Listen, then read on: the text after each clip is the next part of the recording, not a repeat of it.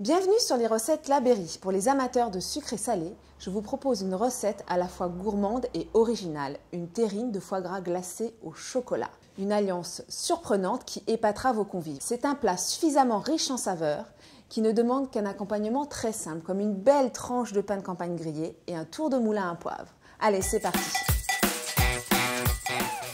Alors, pour notre terrine de chocolat pour 6 personnes, prenez un foie gras de canard cru La Berry spécial terrine, déjà déveiné et assaisonné, et c'est vraiment un gain de temps énorme.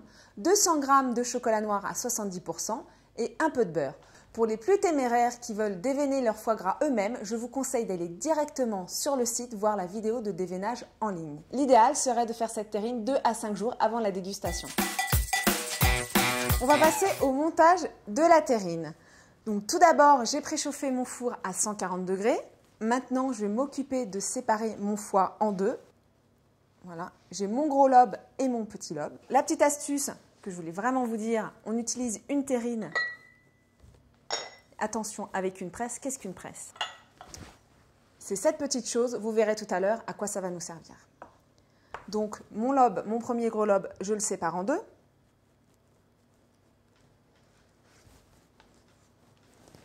Je vais le tasser au fond de ma terrine. La deuxième partie, pareil. Alors, légèrement, je tâche, je n'écrase pas mon foie. Hein.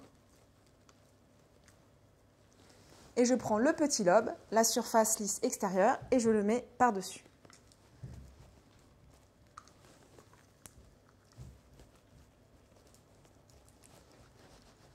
Je prends un plat rectangulaire, ce qui va me permettre de vous montrer la cuisson au bain-marie. Donc ma terrine, fermée bien sûr. Et pour ceci, on a besoin d'eau. Donc je verse délicatement de l'eau, à peu près jusqu'à 2 cm. En fait, l'idéal de la cuisson au bain-marie, c'est d'avoir une cuisson lente, non agressive. Vraiment idéal pour des produits délicats comme le foie gras. Maintenant, je vais le mettre en cuisson. Alors, j'ai bien pris soin de baisser mon four de 140 à 120 degrés. Donc j'enfourne mon foie pendant 45 minutes à 120 degrés. 45 minutes, c'est bien le temps idéal pour un foie de 500 g. A tout de suite. J'ai sorti ma terrine du four. Je l'enlève de mon plat délicatement. Alors maintenant, vous allez comprendre l'intérêt de ma fameuse presse. En fait, elle va permettre de faire remonter la graisse. Donc je la pose délicatement. Hop, voilà. Maintenant, je referme ma terrine. Et là, je laisse refroidir ma terrine. Une fois bien refroidie, je vais l'emballer de film alimentaire avant de la réserver au réfrigérateur afin d'éviter l'oxydation et les petites mauvaises odeurs qui pourraient entrer dans mon foie gras. Donc, je la réserve au frais jusqu'à ce que ma graisse soit bien figée. Ça y est, ma terrine est bien refroidie. Maintenant, je vais enlever le papier film.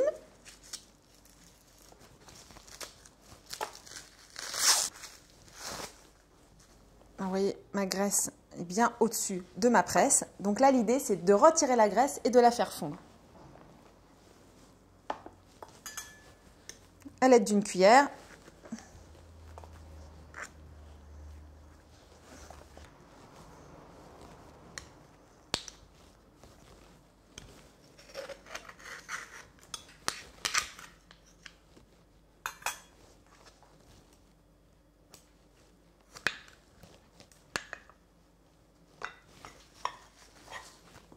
Je nettoie là bien aussi ma surface pour avoir quelque chose de net et de propre quand je vais recouler ma graisse fondue.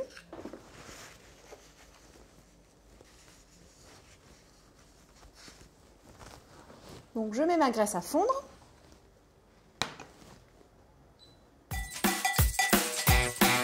Ça y est, ma graisse est fondue. Je vais la filtrer à travers une passoire très fine, plus communément appelée chinois. Alors ça va me permettre d'enlever toutes les petites impuretés. Alors là, on peut voir les petites impuretés qui restent.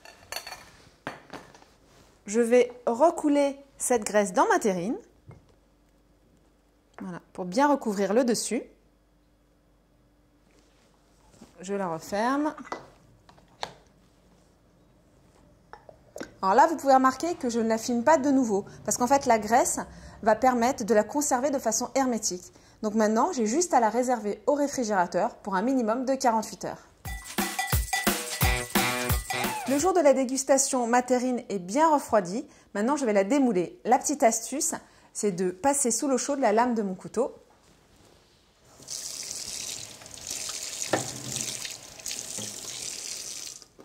Bien sûr, j'essuie ma lame. Et je vais faire tout le contour de ma terrine.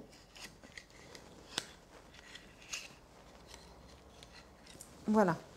Maintenant, je passe le fond de ma terrine sous l'eau chaude pour faciliter le démoulage, toujours.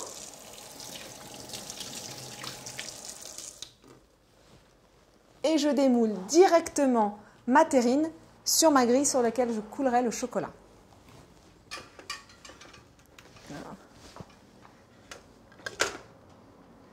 Et voilà. Pendant ce temps-là, j'ai fait fondre mon chocolat au bain-marie. Donc le bain-marie, je rappelle que j'ai mis de l'eau à chauffer dans une casserole, de l'eau qui ne touche pas mon récipient. C'est très important, je fais juste fondre mon chocolat, je ne le cuis pas. C'est pour ça que souvent il y a des petits accidents quand vous utilisez le micro-ondes, car vous cuisez votre chocolat. Donc là, je vais lui rajouter un petit peu de beurre et de l'eau afin d'avoir un chocolat bien brillant.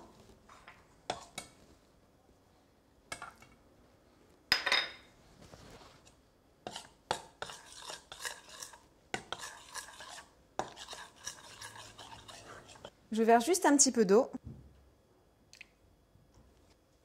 Ça va permettre que mon chocolat ne durcisse pas et que j'ai un beau chocolat brillant pour couler sur ma terrine. Alors, je vais m'aider d'une petite maryse, ce petit ustensile, hop. Voilà. Donc mon glaçage au chocolat a tiédi. Je vais le couler sur ma terrine.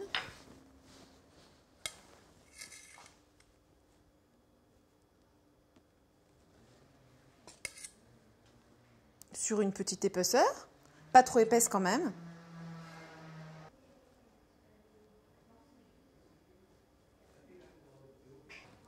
Voilà, on a un glaçage bien brillant, bien lisse. Et je vais laisser prendre un petit peu avant de découper de belles tranches pour voir le foie gras et la belle couche de chocolat. Ça y est, mon assiette de foie gras est prête.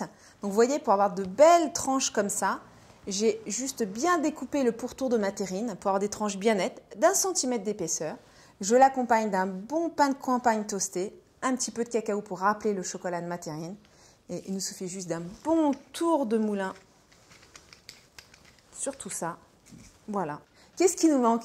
Eh bien, juste un verre de Banyuls ou encore une petite coupe de champagne. Voilà. Bah, écoutez, je vous souhaite un bon appétit et vous dis à bientôt sur la recette La Berry.